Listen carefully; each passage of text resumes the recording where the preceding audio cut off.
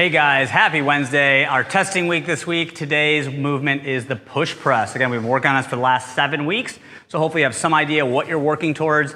The big thing here is technique, right? It's gonna feel heavy for our arms, so we're really focusing on getting power from the legs and then not doing what's known as a jerk, and I'll show you what that looks like. So when we come out of the rack, wanna grab that bar, elbows slightly at about 45 degrees. You don't want to be in a full rack position where your hand is open and your elbows are completely up. This is not a strong position to press in, right? You want to try to keep the full palm on the bar with a slight 45-degree angle on the forearm, okay? So as I come out, that bar is on my shoulders.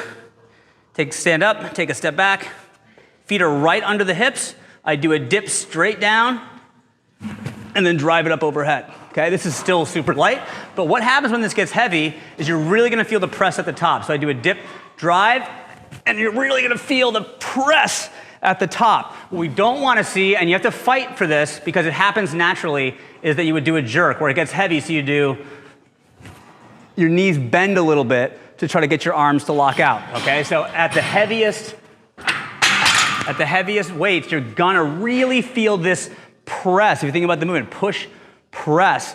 On the dip and drive, try to really stay vertical. Don't let that bar come forward, okay? And just get as much out of the legs as you can. Lock your knees, finish strong at the top. That's it, do your best, guys. From here, we have a little interval style workout. We're gonna be doing 12 toes to bar, 9 shoulder to overhead, and then 15 bar facing burpees, and then we get a minute rest, and we're gonna repeat that. So it's meant to be a sprint. You get a rest and repeat that for total time. So toes to bar, right? The full movement, toes to bar, okay? If you struggle with that full movement, a great scale is just partial range of motion, so toes to eye level, or maybe knee raise, okay? If you can get your toes to the bar but struggle connecting, try alternating knee up and toes up.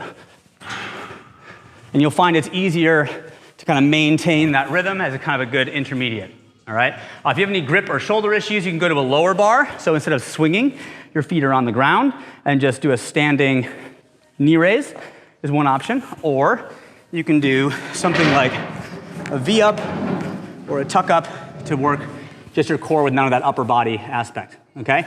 The shoulder to overhead, very similar to what we did in strength, except now you're allowed to jerk it, okay? It's gonna be, get it up off the ground, use your legs, and trying to connect those movements together. If you did a jerk,